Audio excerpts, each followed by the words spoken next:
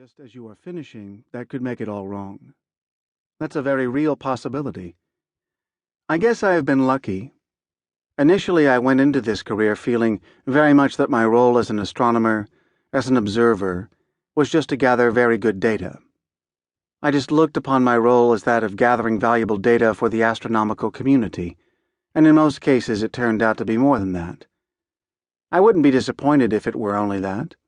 But discoveries are always nice. I just discovered something this spring that's enchanting, and I remember how fun it was. With one of the postdocs, a young fellow, I was making a study of galaxies in the Virgo cluster. This is the biggest large cluster near us.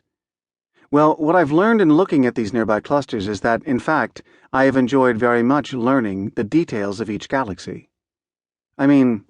I have almost gotten more interested in just their individual traits because these galaxies are close to us.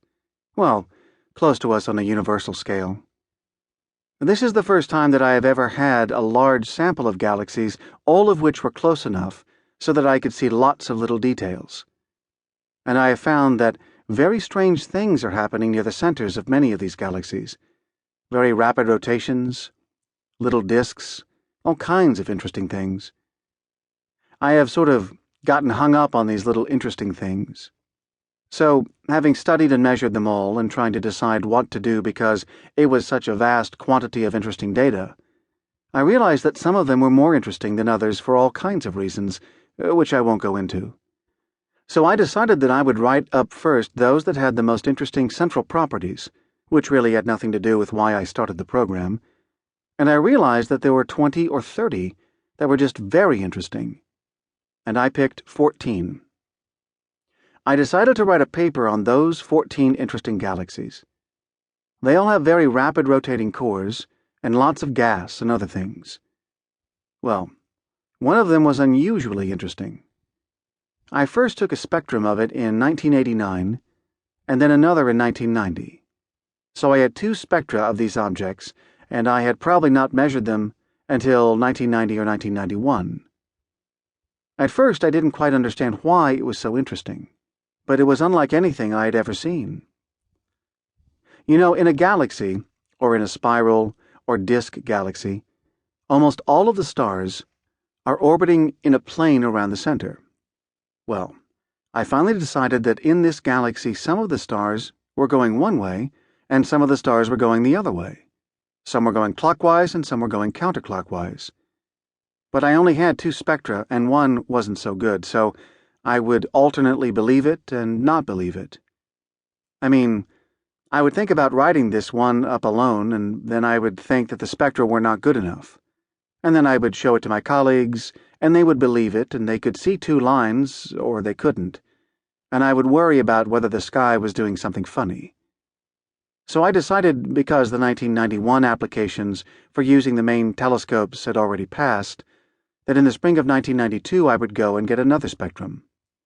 But then I had an idea. Because there were some very peculiar things on the spectrum, and I suddenly, months were taken up in trying to understand what I was looking at.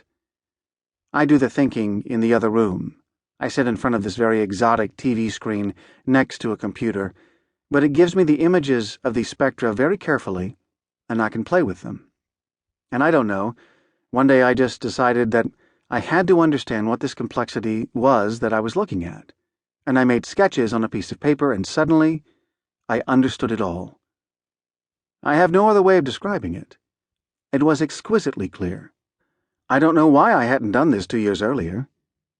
And then in the spring I went observing, so I asked one of my colleagues here to come observing with me.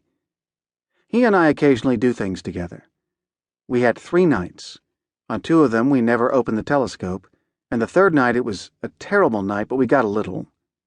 We got enough on this galaxy that it sort of confirmed it.